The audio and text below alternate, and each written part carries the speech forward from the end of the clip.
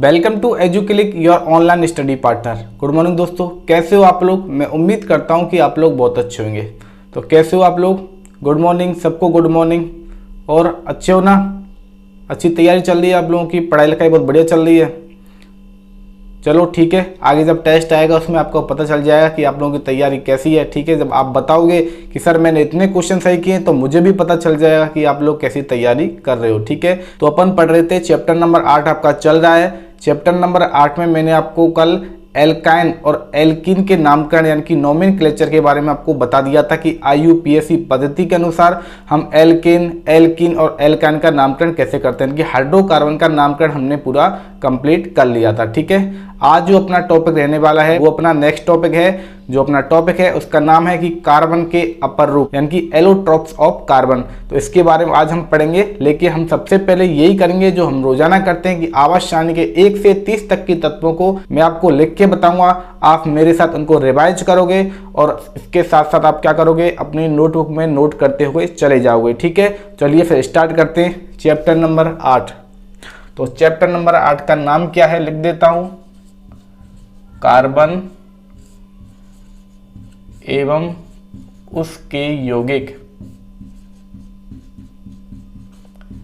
Carbon एवं उसके यौगिक ये चैप्टर का नाम है, चैप्टर नंबर 8 है। ठीक है, और आज हम पढ़ने वाले हैं आवास सारणी के तत्व 1 से 30 तक।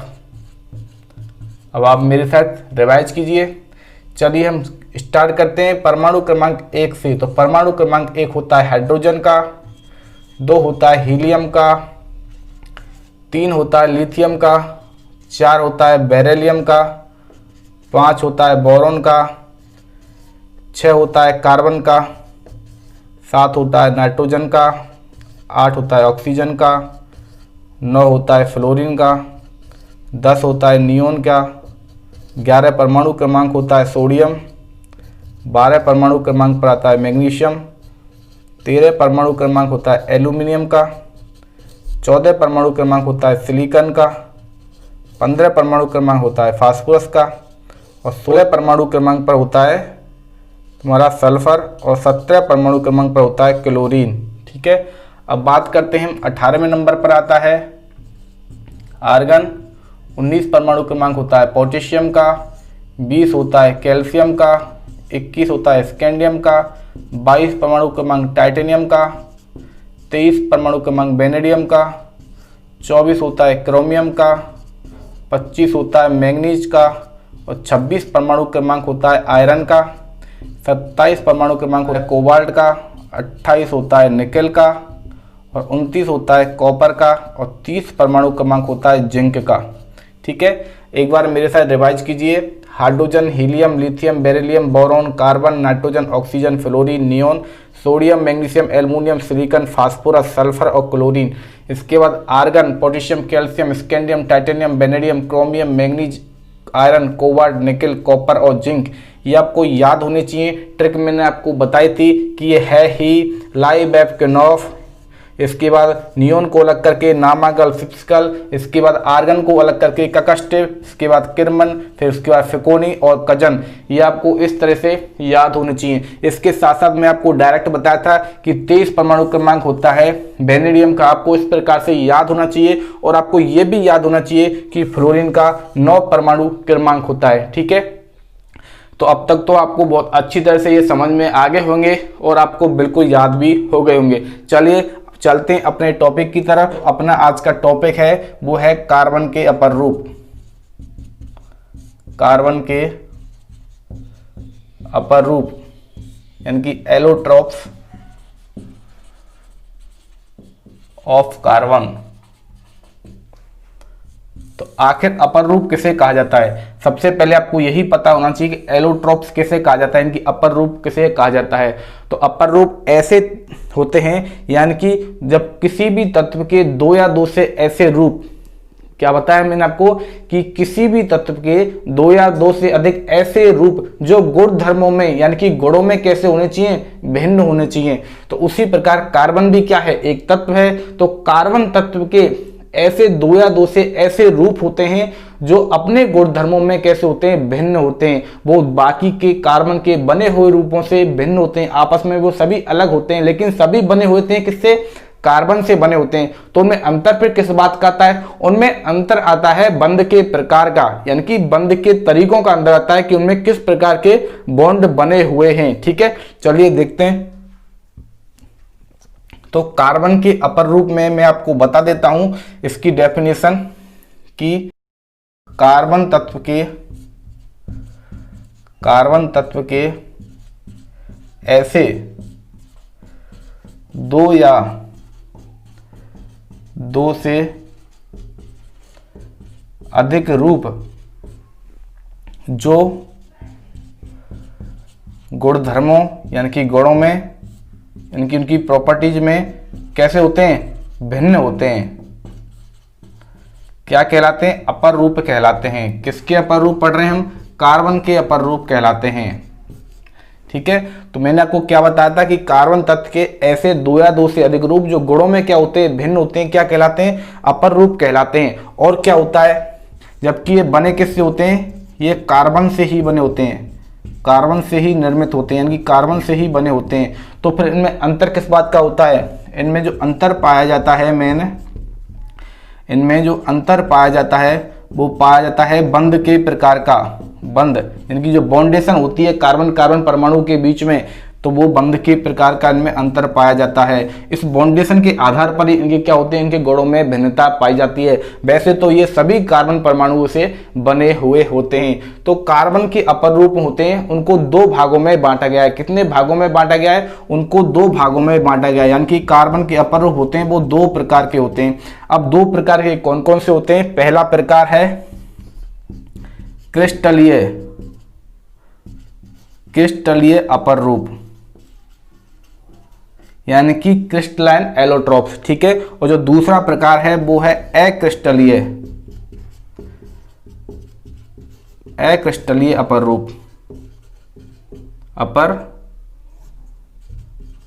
रूप। तो अब आखिर क्रिस्टलीय अपर रूप कौन से होते हैं, तो क्रिस्टलीय अपर रूप के बारे में देख लेते हैं कि क्रिस्टलीय अपर रूप कैसे होते हैं। ऐसे अपर रूप यानी कि कार्बन से बने हुए ऐसे रूप, यानी कि कार्बन परमाणु से बने हुए ही ऐसे रूप जो क्या होते हैं, जिनकी एक निश्चित ज्यामिति होती है, एक फिक्स ज्योमेट्री होती है, उनकी एक निश्चित व्यवस्था में उनके परमाणु होते हैं, वो लगे हुए होते हैं। ठीक है, तो उनको क्या कहा जाता है, क्रिस्टलीय अपर रूप कहा जाता है। और कार्बन के ही ऐसे रूप जिनकी ना तो कोई निश्चित ज्यामिति होती है, कोई फिक्स उनकी ज्योमेट्री नहीं होती है, उनके परमाणु किसी भी निश्चित व्यवस्था में जमे हुए नहीं होते, यानी कि उनका अरेंजमेंट भी कैसा होता है, फिक्स नहीं होता है, उल्टा सुल्टा होता है, तो वो क्या कहलाते हैं, अक्रिस्टलीय अपर रूप कहलाते हैं। तो क्रिस्टलीय अपर रूप में मैंने आपको क्या बताया था कि इनकी ज्यामिति कैसी होती है, इनकी ज्यामिति भी निश्चित होती है, यानी कि इनकी ज्योमेट्री भी कैसी होती है, फिक्स होती है। इनकी जो परमाणु की व्यवस्था होती है, परमाणु का जो अरेंजमेंट होता है वो भी कैसा होता है, वो भी निश्चित होता है। और परमाणु के बीच बनने वाला जो बंध कोण होता है, बंध कोण यानी कि जो टाइड एंगल होता है, वो भी कैसा होता है, वो भी निश्चित होगा। ठीक है, तो ये सभी विशेषता जिन अपर रूपों में पाई जाएंगी, जिन रूपों में पाई जाएंगी, वो कैसे होंगे, वो क्रिस्टलीय अपर रूप कहलाएंगे। किसके, कार्बन के क्रिस्टलीय अपर रूप कहलाएंगे। और ये व्यवस्था जिनमें निश्चित नहीं पाई जाती है, यानी कि ना तो उनकी ज्योमेट्री फिक्स होती है, ना ही उनके अरेंजमेंट फिक्स होता है, ना ही उनका जो टाइड एंगल होता है, बंध कोण होता है, उनका मान निश्चित होता है, तो वो सभी आते हैं अक्रिस्टलीय अपर रूप के अंदर। तो कार्बन के मैंने अपर रूप के दो प्रकार आपको बता दिए हैं, क्रिस्टलीय अपर रूप और अक्रिस्टलीय अपर रूप। तो आगे जो आपकी जो सिलेबस में दे रखे हैं, हमको क्या पढ़ना है, केवल क्रिस्टलीय अपर रूपों के बारे में हमको पढ़ना है। यानी कि आपके जो काम आएंगे वो केवल क्रिस्टलीय अपर रूप ही काम आएंगे। क्रिस्टलीय अपर रूप के बारे में ही हम लोग को पढ़ना है। अक्रिस्टलीय अपर रूप के आपको सिर्फ उदाहरण पता होना चाहिए, यानी कि अक्रिस्टलीय अपर रूप में कौन कौन आते हैं, उनके नाम आपको याद रखने की बस जरूरत है। आपको मेनली जो डिस्क्राइब किया गया है वो क्रिस्टलीय अपर रूप के बारे में बताया गया है। तो आपको क्रिस्टलीय अपर रूप के बारे में हर एक टाइप जो दे रखा है कि कौन कौन से क्रिस्टलीय अपर रूप होते हैं, उनके बारे में तो हम डिटेल से पढ़ेंगे, लेकिन अक्रिस्टलीय अपर रूप के सिर्फ आपको नाम याद होने चाहिए कि ये अक्रिस्टलीय अपर रूप में आते हैं, यानी कि कार्बन के ये अक्रिस्टलीय अपर रूप होते हैं। ठीक है, चलिए हम बात कर लेते हैं, इनको डिवाइड कर लेते हैं आगे। ये मैं मिटा देता हूं यहां से, तो ये मैंने यहां से हटा दिया, ठीक है। ये हो गया क्रिस्टलीय अपर रूप और ये हो गया अक्रिस्टलीय अपर रूप। तो जो क्रिस्टलीय अपर रूप होते हैं वो 3 प्रकार के होते हैं। एक तो होता है हीरा यानी कि डायमंड, दूसरा अपर रूप होता है ग्रेफाइट, और तीसरा अपर रूप होता है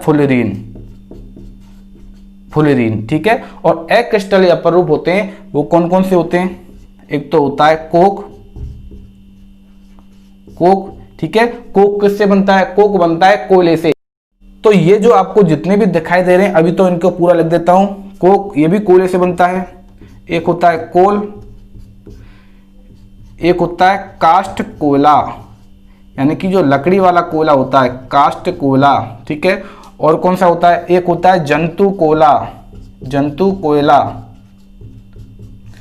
कोयला यानी कि जो हड्डी वाला कोयला होता है, हड्डी से निर्मित कोयला होता है, वो होता है जंतु कोयला, ठीक है। और एक होता है काजल, ठीक है, काजल हम बनाते ही हैं। और एक होता है, वो भी मैं यहाँ पे लिख देता हूँ, गैस कार्बन।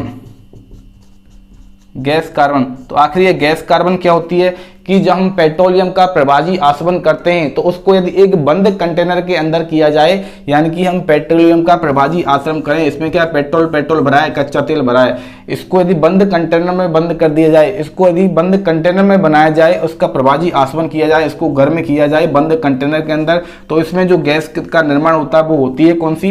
गैस कार्बन होती है, यानी कि वो कार्बन वाली गैस होती है, ठीक है। तो ये तो होते हैं अक्रिस्टलीय। कितने हो गए? 1 2 3 4 5 और 6, ठीक है।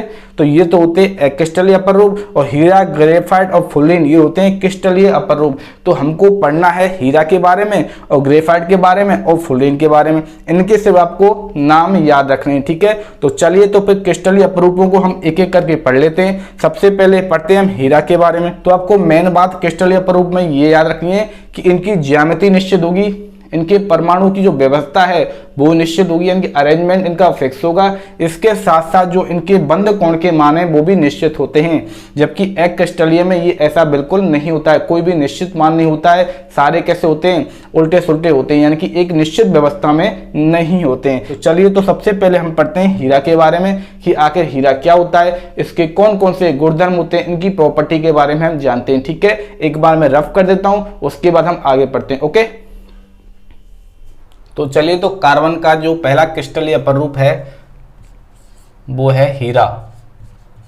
सब जानते हैं हीरे को इंग्लिश में डायमंड कहा जाता है, ठीक है। तो आखिर हीरा क्या होता है? तो हीरे की कुछ विशेषताएं होती हैं, उनके बारे में देख लेते हैं हम। तो हीरे में क्या होता है कि हीरे में जो कार्बन परमाणु होता है वह हीरे में एक कार्बन परमाणु 4 अन्य कार्बन परमाणु से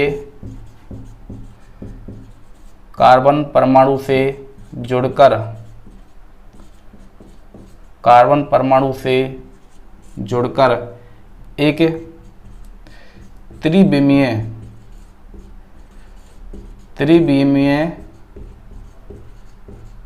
संरचना का निर्माण करता है जो एक चतुष्फलक बनाती है, ठीक है। अब आसान शब्दों में समझो कि जो हीरा होता है, हीरे में क्या होता है, क्योंकि हीरा किसका रूप है? एक कार्बन का रूप है, तो ये सभी कार्बन परमाणु से मिलकर बना होगा। तो हीरे में क्या होता है कि एक कार्बन परमाणु होता है। तो मैंने आपको क्या बताया था कि क्रिस्टलीय अपर रूपों में जो ज्यामिति कैसी होती है? फिक्स होती है। तो हीरे में क्या होता है कि एक कार्बन परमाणु होता है, वो 4 अन्य कार्बन परमाणु से जुड़ा होता है और ऐसे वो जुड़कर एक त्रिआयामी चतुष्फलक का निर्माण करता है, यानी कि वो 3D टेट्राहेड्रॉन का निर्माण करता है। किस प्रकार से? मैं आपको बता देता हूं कि इसकी संरचना किस प्रकार से होती है। मैंने आपको क्या बताया था? एक कार्बन परमाणु 4 अन्य कार्बन परमाणु से जुड़ जाएगा। तो ये सोच लीजिए ये हो गया एक कार्बन परमाणु। क्या हो गया? एक कार्बन परमाणु। अब इसको हम 4 कार्बन परमाणु से जोड़ना है तो कैसे जोड़ेंगे?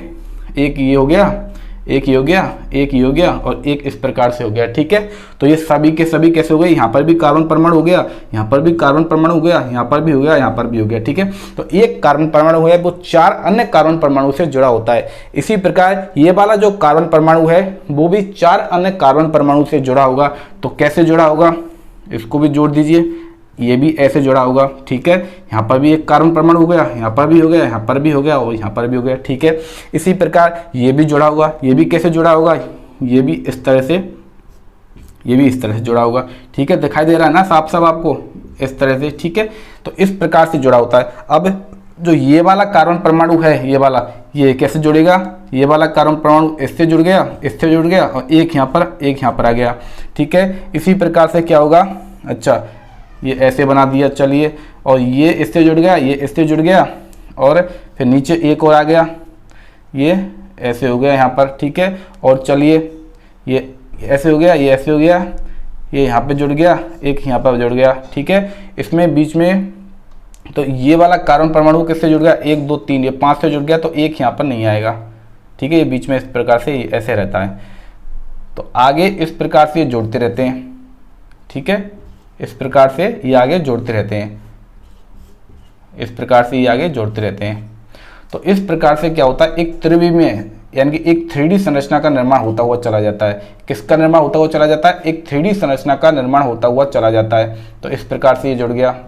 ठीक है, तो ये सभी एक 3D संरचना का निर्माण करते हैं, यानी कि एक त्रिविमीय चतुष्फलक का निर्माण करते हैं। मैंने आपको चतुष्फलक के बारे में बताया था कि कार्बन की जो संरचना होती है वो कैसी होती है? एक चतुष्फलक के समान होती है, सम चतुष्फलक होता है, यानी कि एक ऐसा होता है इसमें कार्बन कहाँ पर होता है? मिड में स्थित होता है कार्बन, और कार्बन में इसमें क्या होता है? जो बंध लंबाई होती है, बंध कोण का मान होता है वो कितना होता है? 109 डिग्री और 28 मिनट का होता है, ये आपको मैंने बताया था। ठीक है, तो इसमें जो बंध लंबाई होती है, यानी कि एक बंध से, यानी कि एक कार्बन और दूसरे कार्बन के बीच में जो बंध लंबाई पाई जाती है वो 1.54 एंगस्ट्रॉन पाई जाती है। कितनी पाई जाती है? 1.54 एंगस्ट्रॉन पाई जाती है। ठीक है,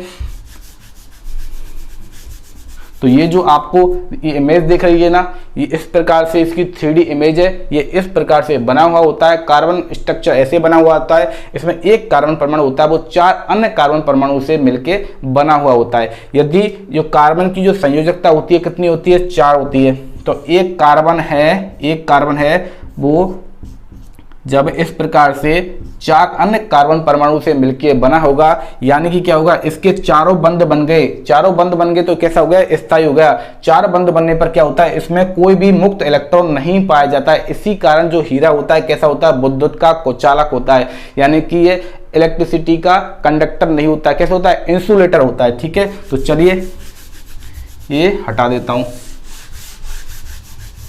ये यहां से हमने रफ कर दिया। चलिए आते हैं अपने पॉइंट पर। ये तो हो गई हीरे के बारे में हमने थोड़ा सा बता दिया। चलिए अब इसकी प्रॉपर्टी देख लेते हैं। मैंने आपको बता दिया कि इसमें जो बंध लंबाई होती है, बंध लंबाई यानी कि कार्बन और कार्बन के मध्य, एक कार्बन परमाणु और दूसरे कार्बन परमाणु के मध्य जो बंध लंबाई होती है वो होती है 1.54 एंगस्ट्रॉन। कितनी होती है? 1.54 एंगस्ट्रॉन होती है। और एंगस्ट्रॉन होता है वो बराबर होता है 10⁻⁻10 मीटर के। ये आपको याद रखना है। वैसे याद रख सकते हो, नहीं रख सकते हो, आपके कोई काम आने वाला है नहीं है। ठीक है, तो जो बंध लंबाई के बारे में हमने बात कर ली। अब हम बात करते हैं कि जो हीरा होता है यह कार्बन का अति शुद्ध रूप होता है। कैसा होता है? कार्बन का अति शुद्ध रूप होता है, अति शुद्ध रूप होता है। और क्या बात करते हैं? इसका जो गलनांक होता है, इसका गलनांक होता है 3843 केल्विन। कितना होता है? 3843 केल्विन, यानी कि 3843 केल्विन इसका गलनांक होता है। इसका गलनांक इतना ज़्यादा क्यों होता है? क्योंकि जो हीरा होता है वह प्रबल सहज संयोजक बंध से मिलकर बना होता है। चलिए यहाँ बता देता हूँ, जो हीरा होता है वो प्रबल सहज संयोजक बंधों का निर्माण करता है, यानी कि कार्बन और कार्बन के बीच में जो बंध पाए जाते हैं वो प्रबल सहज संयोजक बंध पाए जाते हैं। उनकी बॉन्डिंग इतनी मजबूत होती है कि उनको गला पाना, उनको तोड़ पाना इतना आसान नहीं होता है। इसी कारण हीरा कैसा होता है? कठोर होता है। ठीक है, तो ऐसा माना जाता है कि अब तक जितने भी ज्ञात पदार्थ होते हैं उनमें सबसे ज़्यादा कठोरता पाई जाती है हीरा में। हीरा होता है वो मैक्सिमम कठोर होता है। ठीक है, और क्या बात करें, और बात करें तो हीरे में जो चारों संयोजकता होती हैं, हीरे की जो चारों जो संयोजकता होती हैं, इनकी बैलेंसी होती हैं, वो पूरी हो जाती हैं कार्बन कार्बन से जुड़ने पर। कार्बन कार्बन से जुड़ने पर जो संयोजकता की पूर्ति हो जाती है, इसमें कोई भी मुक्त इलेक्ट्रॉन नहीं पाया जाता है। इसमें मुक्त जो इलेक्ट्रॉन होते हैं, मुक्त इलेक्ट्रॉन का क्या पाया जाता है, अभाव पाया जाता है, यानी कि कोई भी इसमें इलेक्ट्रॉन मुक्त नहीं पाया जाता है। जब किसी भी संरचना में कोई भी इलेक्ट्रॉन मुक्त नहीं होगा, तो इलेक्ट्रॉन ही मुक्त नहीं होगा तो करंट कैसे फ्लो होगी, क्योंकि करंट होती है वो इलेक्ट्रॉन के द्वारा ही फ्लो होती है। तो ये कैसे होंगे, ये विद्युत के कुचालक होंगे। हीरा होता है वो विद्युत का क्या होता है, कुचालक होता है। कुचालक यानी कि इंसुलेटर होता है। ठीक है, विद्युत का कैसा होता है, कुचालक होता है। चलिए और बात करते हैं कि हीरा की और क्या प्रॉपर्टी होती है। तो हमने ये तो बात कर ली कि इनमें प्रबल सहसंयोजक बंध पाया जाता है, हीरा सबसे कठोर पाया जाता है और हीरा पारदर्शी भी होता है। तो हीरा पारदर्शी कैसे होता है कि जब जो कठोर चट्टानें होती हैं, कठोर चट्टानें होती हैं, तो हीरा किन में पाया जाता है, तो जो कठोर चट्टानें होती हैं जब वो कोयले की परतों पर दबाव डालती हैं, जो तो कोयले से ही निर्माण होता है हीरा का। तो हीरा का निर्माण होता कब है, जब ज्यादा ताप और दाब ज्यादा बढ़ जाता है कोयले के ऊपर। तो वो बढ़ेगा किस प्रकार से, जो चट्टानें होती हैं, जो कोयले कहाँ पाए जाते हैं, कोयला होता है, पत्थर वाला कोयला होता है, उसके ऊपर क्या होती है, चट्टानें होती हैं। तो चट्टानों का दाब और ताप ज्यादा बहुत ज्यादा बढ़ जाता है, तो उसकी वजह से कैसा होता है, जो हीरा होता है वो पारदर्शी हो जाता है, पारदर्शी हो जाता है। यदि हम हीरा का निर्माण करना चाहें, यदि हम हीरा बनाना चाहें, तो हमको क्या करना पड़ेगा, जो शुद्ध कार्बन होता है, शुद्ध कार्बन, जब शुद्ध कार्बन पर ज्यादा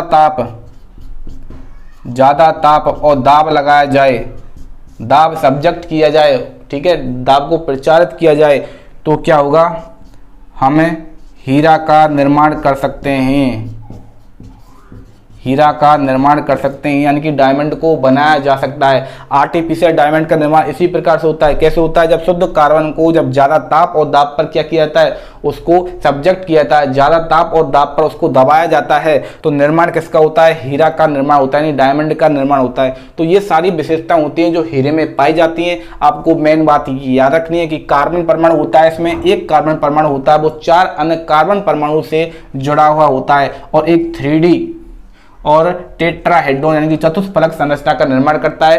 हीरा में कार्बन और कार्बन के मध्य का जो बंध लंबाई होती है वो 1.54 एंगस्ट्रॉम होती है, ये आपको याद रखना है। हीरा होता है वो कार्बन का एक अति शुद्ध रूप होता है, ये आपको याद रखना है। इसके साथ साथ हीरा का गलनांक आपको याद रखना है कि 3843 केल्विन इसका गलनांक होता है। इतना ज्यादा गलनांक क्यों पाया जाता है, क्योंकि हीरा में जो प्रबल सह संयोजक बंध पाए जाते हैं, इसी कारण होता है हीरा कठोर होता है। ठीक है, हीरे की जो संयोजकता होती है, हीरे में क्या होता है, जो कार्बन होता है वो कार्बन की संयोजकता होती है 4, तो एक कार्बन होता है वो 4 बंध बना लेता है दूसरे कार्बन से, तो उसमें मुक्त इलेक्ट्रॉन का अभाव पाया जाता है। जब मुक्त इलेक्ट्रॉन का अभाव पाया जाएगा तो इसमें क्या होगा, हीरा होगा वो कुचालक की तरह कार्य करेगा, यानी कि उसमें जब इलेक्ट्रॉन ही नहीं होंगे तो कोई भी जो इलेक्ट्रिसिटी है उसमें से फ्लो नहीं कर पाएगी। और जब कोयले पर जब कठोर चट्टानों का ज्यादा दबाव पड़ता है तो जो कोयला होता है पारदर्शी बनके हीरा का निर्माण कर लेता है। या फिर हम शुद्ध कार्बन को ज्यादा ताप और दाब पर यदि प्रसारित करें, यानी कि उसको सब्जेक्ट करें, तो हम हीरा का निर्माण कर पाएंगे। ठीक है, ये होती है हीरे की विशेषताएं। अब देखते हैं कि आखिर हीरा किस काम आता है। तो हीरे के बारे में आपको बता देता हूँ, हीरा के उपयोग क्या हैं, इसकी एप्लीकेशन क्या है। तो हीरा का जो प्रमुख उपयोग किया जाता है वो काटने में किया जाता है, काटने में किया जाता है, चाहे वो ग्लास फैक्ट्री में उपयोग किया जाए, यानी कि शीशा को काटने में उपयोग किया जाए, चाहे वो चट्टानों को काटने में उपयोग किया जाए। ठीक है, इसके साथ साथ जो हीरा का उपयोग किया जाता है वो जवाहरात उद्योगों में किया जाता है, यानी कि जो रत्न आभूषण बनाए जाते हैं, रत्न आभूषण बनाए जाते हैं वो किससे बनाए जाते हैं, हीरा यानी कि डायमंड से बनाए जाते हैं। ओके, और इसके साथ साथ एक उपयोग और दे रखा है कि हीरा का उपयोग किया जाता है फोनोग्राम की सुई, फोनोग्राम की सुई बनाने में हीरा का उपयोग किया जाता है। तो आखिर फोनोग्राम क्या होता है? आपको जो इमेज दिख रही है ना, ये होता है फोनोग्राम, और इस फोनोग्राम की सुई बनाने में उपयोग किया जाता है हीरा का। ठीक है, ये हो गया हीरे के बारे में। अब हम नेक्स्ट जो अपर रूप है कार्बन का क्रिस्टलीय प्रकार का, वो आता है ग्रेफाइट, उसके बारे में पढ़ लेते हैं। ठीक है, मैं ये रफ कर देता हूं। ओके, अब नेक्स्ट जो क्रिस्टलीय अपर रूप है कार्बन का, वो है ग्रेफाइट।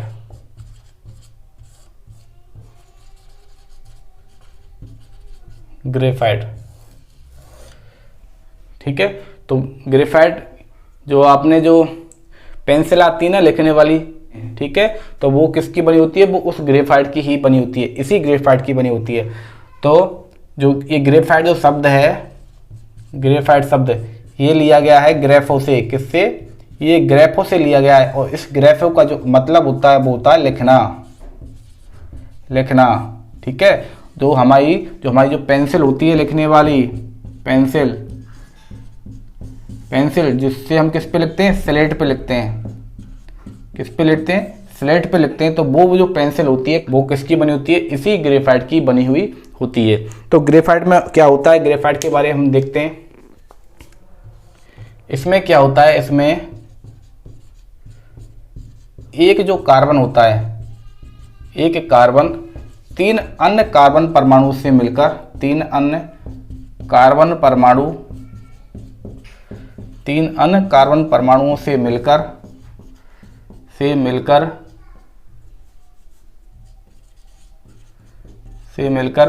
बंध बनाता है, मिलकर बंध बनाता है और षटकोणीय श्रृंखला का निर्माण करता है। षटकोणीय श्रृंखला का निर्माण करता है, ठीक है। तो ग्रेफाइट के बारे में मैंने आपको क्या बताया था कि ग्रेफाइट में कार्बन 3 कार्बन परमाणु से मिलकर बने होते हैं, ठीक है, और एक षटकोणीय श्रृंखला का निर्माण करते हैं एक ही तल में, ठीक है। ये क्या होते हैं? 1 डायरेक्शनल होते हैं, ठीक है। तो कैसे बताता हूं, जैसे षटकोणीय श्रृंखला का निर्माण करेंगे, कैसे करेंगे? इस प्रकार से। तो क्या होता है कि एक कार्बन होता है वो 3 अन्य कार्बन से जुड़ा हुआ होता है, वो 3 अन्य कार्बन से जुड़ा हुआ होता है। कैसे होता है? तो एक कार्बन ये हो गया, अब देख लीजिए कि एक कार्बन होता है वो 3 अन्य कार्बन परमाणु से जुड़कर बना होता है। आगे देखते हैं कि आगे और कैसे बने होते हैं ये। आगे ये इसी प्रकार से बने होंगे, ठीक है, इसी प्रकार से ये आगे बने होते हैं, इसी प्रकार से ऐसे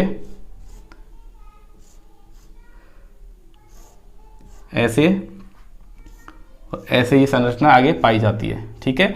तो ये क्या है? एक षटकोणीय संरचना का निर्माण होता है जिसमें एक कार्बन परमाणु होता है वो 3 और कार्बन परमाणु से मिलकर एक षटकोणीय संरचना का निर्माण करता है एक ही तल में। आपको ये बात याद रखनी है कि एक ही तल में निर्माण करता है, ठीक है। इस प्रकार से जुड़े रहते हैं, और ये जो श्रृंखला होती हैं, ये जो संरचना होती हैं वो और आगे भी इसी प्रकार से जुड़े रहते हैं, आगे भी और ही इसी प्रकार से जुड़े रहते हैं, इसी प्रकार से और जुड़े रहते हैं, ठीक है। ऐसे करके और आगे इसी प्रकार से जुड़े रहते हैं, इसी प्रकार से ये आगे और जुड़े रहेंगे, ठीक है। इसी प्रकार से और आगे और जुड़े रहते हैं ऐसे, ठीक है। तो ये क्या करते हैं? एक दूसरे के ऊपर एक ऐसी संरचना बनाते हैं कि ये संरचना होती है वो एक दूसरे के ऊपर कैसे होती हैं? फिसल सकती हैं। क्यों फिसल सकती हैं? क्योंकि इनमें जो परत का निर्माण होता है, ये क्या, एक परत हो गई, ये दूसरी परत हो गई, इसी प्रकार से एक नीचे तीसरी परत हो गई। तो इन परतों के मध्य में आपस में दुर्बल बंध पाए जाते हैं। कैसे बंध पाए जाते हैं? दुर्बल बंध पाए जाते हैं। तो दुर्बल बंध पाए जाने के कारण जो ग्रेफाइट की परत होती है वो आपस में एक दूसरे के ऊपर फिसल सकती हैं। इसी कारण ग्रेफाइट का उपयोग शुष्क स्नेहक के रूप में किया जाता है। किसके रूप में किया जाता है? शुष्क स्नेहक, यानी कि ड्राई लुब्रिकेंट के रूप में इसका उपयोग किया जाता है, ठीक है। और जो ग्रेफाइट में मैंने आपको क्या बताया था कि एक कार्बन परमाणु होता है वो 3 अन्य कार्बन परमाणु से जुड़ा हुआ होता है। तो यहाँ पर देख लीजिए, इस कार्बन परमाणु की 3 संयोजकता की पूर्ति हो जाती है, तो एक संयोजकता की और पूर्ति होनी होती है। तो यहाँ पर एक संयोजकता की पूर्ति होती है डबल बॉन्ड से। किससे होती है? डबल बॉन्ड से। यानी कि किन्हीं 2 कार्बन के बीच में एक डबल बॉन्ड पाया जाता है, यानी कि एक द्विबंध पाया जाता है। तो ग्रेफाइट की जो संरचना होती है उसमें एक द्विबंध भी उपस्थित होता है, ठीक है। और द्विबंध उपस्थित होता है और इसमें संयोजकता की पूर्ति के लिए द्विबंध उपस्थित होता है। यानी कि एक कार्बन होता है वो 3 कार्बन परमाणु से मिलकर बना हुआ होता है, 3 कार्बन परमाणु से जुड़ा होता है, जिस कारण से उसमें एक इलेक्ट्रॉन रहता है। क्या रहता है? एक इलेक्ट्रॉन मुक्त होता है, यानी कि इसमें मुक्त इलेक्ट्रॉन पाए जाते हैं, मुक्त इलेक्ट्रॉन पाए जाते हैं। और इसमें परतों के बीच में, जो उसकी परत होती हैं, परतों के बीच में दुर्बल बंध होते हैं और इसके साथ साथ दूरी भी पाई जाती है, दूरी भी पाई जाती है, जिसके कारण जो ये ग्रेफाइट होता है ये विद्युत का सुचालक होता है। विद्युत का क्या होता है? सुचालक होता है। यानी क्या होता है? ये इलेक्ट्रिसिटी कंडक्टर होता है, विद्युत का सुचालक होता है। क्यों? क्योंकि इसमें मुक्त इलेक्ट्रॉन पाए जाते हैं, ठीक है। और क्या गुण होते हैं? यह है धूसर, काले रंग का एक चमकीला मुलायम पदार्थ होता है। यह काले रंग का धूसर एक चमकीला मुलायम पदार्थ होता है, ठीक है। इसमें परत पाई जाती है, ये एक दूसरे के ऊपर फिसल सकता है और इसका उपयोग किसके रूप में किया जाता है? स्नेहक के रूप में किया जाता है। किसके रूप में? स्नेहक की तरह ये कार्य कर सकता है, ठीक है। तो ये तो हो जाते हैं इस ग्रेफाइट की प्रॉपर्टी, इसके गुण। अब इसके उपयोग देख लेते हैं। इसके उपयोग, तो इसका जो प्रमुख उपयोग किया जाता है वो पेंसिल बनाने में किया जाता है, यानी कि पेंसिल उद्योग में इसका उपयोग किया जाता है। इसके साथ साथ जो लोहे की वस्तु होती हैं, लोहे की वस्तु, तो उन लोहे की वस्तुओं पर पॉलिश करने में इसका उपयोग किया जाता है। और जो नाभिकीय भट्टी होती है, नाभिकीय रिएक्टर होते हैं, नाभिकीय भट्टी, उन नाभिकीय भट्टियों में मंदक के रूप में, यानी कि मॉडरेटर के रूप में इसका उपयोग किया जाता है। और इसका उपयोग कहाँ किया जाता है? स्नेहक के रूप में इसका उपयोग किया जाता है, स्नेहक के रूप में, शुष्क स्नेहक के रूप में इसका उपयोग किया जाता है। इसके साथ साथ ही इलेक्ट्रोड बनाने में भी इसका उपयोग किया जाता है। क्या बनाने में? इलेक्ट्रोड बनाने में भी इसका उपयोग किया जाता है, क्योंकि ये विद्युत का कैसा होता है? सुचालक होता है, यानी कि ये इलेक्ट्रिसिटी कंडक्टर होता है, ठीक है। तो ये बात हो जाती है ग्रेफाइट की। ये कार्बन का दूसरा क्रिस्टलीय अपर रूप है। इसमें मेन बात आपको क्या याद रखनी है कि पेंसिल बनाने में इसका उपयोग होता है, लिखने वाली पेंसिल। इसमें एक कार्बन होता है वो 3 अन्य कार्बन परमाणु से जुड़कर एक षटकोणीय वलय का निर्माण करता है, जो एक ही तल में स्थित होती हैं, जो एक परतों का निर्माण करती हैं। और ये परत होती हैं, ये आपस में फिसल सकती हैं, क्योंकि इनमें दुर्बल बंध पाए जाते हैं, बीच में दूरी इनकी ज़्यादा पाई जाती है। दूरी ज़्यादा पाए जाने के कारण इसमें क्या होता है? एक इलेक्ट्रॉन मुक्त रह जाता है, यानी कि इनमें दूरी ज़्यादा पाई जाएगी। और साथ में क्या होता है? ये एक कार्बन 3 अलग अलग कार्बन परमाणु से जुड़ा होगा, साथ में एक संयोजकता इसकी पूरी नहीं हो पाती है, जिस कारण से 2 बंध आता है और एक इलेक्ट्रॉन होता है वो मुक्त पाया जाता है, ठीक है। इस कारण जो ग्रेफाइट होता है वो सुचालक होता है, विद्युत का सुचालक होता है। इस कारण यह धूसर, काले एवं चमकीले मुलायम पदार्थ होता है और स्नेहक की तरह इसका उपयोग किया जाता है। इसका उपयोग पेंसिल बनाने में, लोहे की वस्तुओं पर पॉलिश करने में इसका उपयोग किया जाता है, शुष्क स्नेहक के रूप में इसका उपयोग किया जाता है, इलेक्ट्रोड बनाने में इसका उपयोग किया जाता है और नाभिकीय भट्टियों में मंदक के रूप में, यानी कि मॉडरेटर के रूप में भी इसका उपयोग किया जाता है। तो ये हो जाता है ग्रेफाइट। अब एक रह गया है आपका फुलरीन, अब वो भी पढ़ लेते हैं, ठीक है। कार्बन का नेक्स्ट जो क्लस्टरीय अपर रूप है वो लास्ट वाला, वो है फुलरीन। फुलरीन, ठीक है। तो जो फुलरीन नाम दिया गया था वो अमेरिका के एक वास्तुकार थे, एक वास्तुकार थे जिनका नाम था बकमिस्टर फुलर। बकमिस्टर फुलर, तो इन बकमिस्टर फुलर के नाम पर ही ये नाम दिया गया फुलरीन, ठीक है। क्या नाम दिया गया? फुलरीन नाम दिया गया था। और जो फुलरीन परमाणु होता है, यानी कि फुलरीन का एक अणु होता है, फुलरीन का जो अणु होता है वो करीब 60, 70 या इससे अधिक या इससे अधिक कार्बन परमाणु से मिलकर बना होता है। कार्बन परमाणु से मिलकर बना होता है। ठीक है। और जो इसमें जो C60 वाला होता है, यानी कि जिसमें कार्बन परमाणु की संख्या कितनी होती है, 60 होती है। मैंने क्या बताया था, फ्लोरीन का जो एक अणु होता है उसमें 60 या 70 या इससे अधिक भी कार्बन परमाणु हो सकते हैं, जिनमें से ऐसा फ्लोरीन जिसमें कार्बन परमाणु की संख्या 60 पाई जाती है उसे C60 कहा जाता है। ठीक है। तो ये C60 फ्लोरीन होता है, ये सबसे ज़्यादा क्या होता है, स्थायी होता है, स्थायी होता है। इसी कारण इसको बकमिस्टर फ्लोरीन भी कहा जाता है, फ्लोरीन भी कहा जाता है। और इस C60 जो फ्लोरीन की और क्या विशेषता होती हैं, इसमें 32 फलक पाए जाते हैं। कितने? इसमें 32 फलक पाए जाते हैं। तो इन 32 फलकों में 20 फलक होते हैं, वो तो होते हैं षटकोणीय, यानी कि हेक्सागोनल होते हैं। ठीक है, 20 फलक तो, और जो 12 फलक बचते हैं, 12 फलक, वो होती हैं पंचकोणीय, यानी कि पेंटागोनल होते हैं।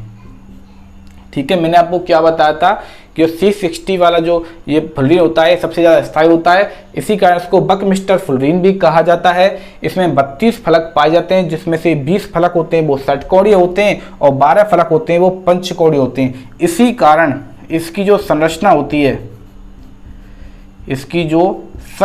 होती है, वो एक फुटबॉल के समान दिखती है। किसके समान? एक फुटबॉल के समान दिखती है। इसकी संरचना एक फुटबॉल के समान दिखती है, और इसी कारण, यानी कि इसकी संरचना फुटबॉल के समान दिखती है, इसी कारण इसको बकी बॉल भी कहा जाता है।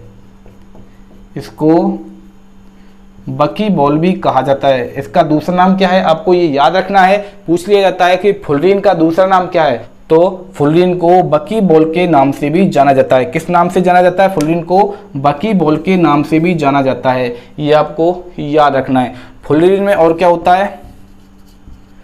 फ्लोरीन में जो कार्बन के मध्य जो बंध लंबाई का मान होता है, बंध लंबाई, वो पाई जाती है 1.40 एंगस्ट्रॉन। कितनी पाई जाती है? 1.40 एंगस्ट्रॉन इनकी बीच की बंध लंबाई पाई जाती है कार्बन के मध्य में। मैंने आपको क्या बताया था, C16 जो फ्लोरीन होता है वो किस प्रकार से दिखाई देता है, उसके बारे में आपको थोड़ा सा मैं बता देता हूँ। वो एक फुटबॉल के समान एक संरचना का निर्माण करता है। इस प्रकार से कुछ आपको संरचना मैं आपको बना रहा हूँ। ठीक है। इसमें क्या होता है, इसमें 32 फलक पाए जाते हैं, जिनमें से 20 फलक तो होते हैं वो षटकोणीय होते हैं, और जो 12 फलक होते हैं वो कैसे होते हैं, वो पंचकोणीय होते हैं। तो किस प्रकार से निर्माण होता है देख लीजिए।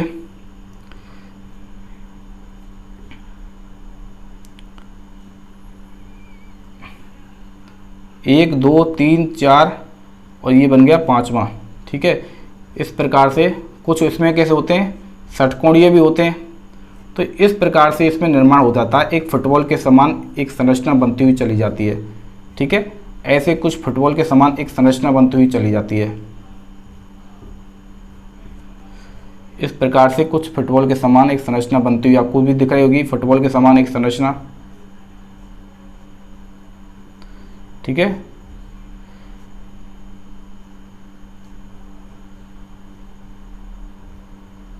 ठीक है। इस प्रकार से कुछ ऐसी संरचना बन जाती है। ये फुटबॉल के समान संरचना होती है, जिसमें एक जो कार्बन परमाणु होता है वो क्या करते हैं, ये पंचकोण का निर्माण करते हैं, यानी कि पंचकोणीय संरचना बनाते हैं, और षटकोणीय संरचना का भी निर्माण करते हैं। तो C16 की ये क्या है, संरचना जो आपको दिख रही है। ठीक है। आपको मैं इमेज दिखा देता हूँ। जो आपको इमेज दिख रही है ये होता है फ्लोरीन। इसे C60 फ्लोरीन भी कहा जाता है, क्योंकि इसमें जो कार्बन परमाणु होते हैं वो कितने पाए जाते हैं, 60 पाए जाते हैं। इसकी आकृति होती है वो फुटबॉल के समान होता है, इसको बकी बॉल भी कहा जाता है। ठीक है। ये सबसे स्थायी फ्लोरीन होता है, इसी कारण इसका नाम बकमिस्टर फ्लोरीन रखा गया है, क्योंकि जो फ्लोरीन का नाम दिया गया था वो अमेरिका के वास्तुकार बकमिस्टर फ्लर के नाम पर रखा गया था। अब देखते हैं कि फ्लोरीन के आखिर यूजेज क्या है, यानी कि उपयोग क्या है। तो फुल्लिन के उपयोग के बारे में आपको बता देता हूँ कि फुल्लिन का उपयोग कहाँ कहाँ पर किया जाता है। तो जो फुल्लिन का जो मेन उपयोग किया जाता है, प्राकृतिक गैस, नेचुरल गैस के प्योरिफिकेशन में, यानी कि इसके शुद्धिकरण में इसका उपयोग किया जाता है। इसके साथ साथ आणविक बेयरिंग में इसका उपयोग किया जाता है, आणविक बेयरिंग बनाने में इसका उपयोग किया जाता है। और इसके साथ साथ सुपर कंडक्टर के रूप में इसका उपयोग किया जाता है। किसमें? सुपर कंडक्टर के रूप में इसका उपयोग किया जाता है, यानी कि अति चालक में, अति चालक पदार्थ बनाने में इसका उपयोग किया जाता है। क्योंकि जो फुल्लिन होता है वो अधिक ताप पर, ये फुल्लिन होता है यह अधिक ताप पर यह सुपर कंडक्टर की तरह व्यवहार करता है। किसकी तरह? सुपर कंडक्टर, यानी कि अति चालकता, यानी कि अति चालक की तरह व्यवहार करता है। ठीक है, तो आज हमने क्या पढ़ लिए? कार्बन के क्रिस्टलीय अपर रूप पढ़ लिए।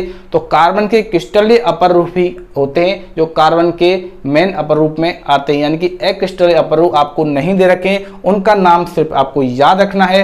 कार्बन के 3 क्रिस्टलीय अपर रूपों के बारे में आपको दे रखा है, उनके बारे में आपको डिटेल से पढ़ना है। मैंने आपको अच्छे से समझा दिया है। ठीक है, डायग्राम भी आपको बना के बता दिया है, इमेज भी मैंने आपको दिखा दी है, और फुल डिटेल से मैंने आपको उसकी प्रॉपर्टी, गुण के बारे में बता दिया और उनके यूजेज के बारे में बता दिया है। ठीक है, तो आज की क्लास अपन यहीं खत्म करते हैं। ठीक है, ये हो गया कार्बन के अपर रूप। अब इसके बाद हम पढ़ेंगे कि दैनिक जीवन में काम आने वाले कुछ यौगिकों के बारे में, जैसे कि CNG गैस है, LPG गैस है, फ्रीऑन है, इनके बारे में तो मैं आपको कल की क्लास में पढ़ाऊंगा। आज की क्लास अपन यहीं खत्म करते हैं। ठीक है, इस वीडियो को आप ज्यादा से ज्यादा लाइक करो, और जिन लोगों ने अभी तक चैनल को सब्सक्राइब नहीं किया है, या फिर हमारे साथ जो लोग अभी अभी जुड़े हैं, नए नए चैनल पर आए हैं, उनको क्या करना है? चैनल को सब्सक्राइब करना है। इसके साथ साथ आपको बेल आइकन भी दबा देना है, जिससे आपको चैनल से रिलेटेड हर एक नोटिफिकेशन आपको अवेलेबल हो जाएगी। ओके, तो वीडियो को ज्यादा से ज्यादा लाइक करो और ज्यादा से ज्यादा शेयर करो, ताकि और लोगों तक भी पहुंच सके और वो भी उनका फायदा उठा सकें। ठीक है, तो मिलते हैं अपनी नेक्स्ट क्लास में। तब तक आप हंसते रहिए, मुस्कुराते रहिए और शानदार तरीके से अपने घर बैठकर पढ़ाई कीजिए। मिलते हैं फिर अपनी नेक्स्ट क्लास में।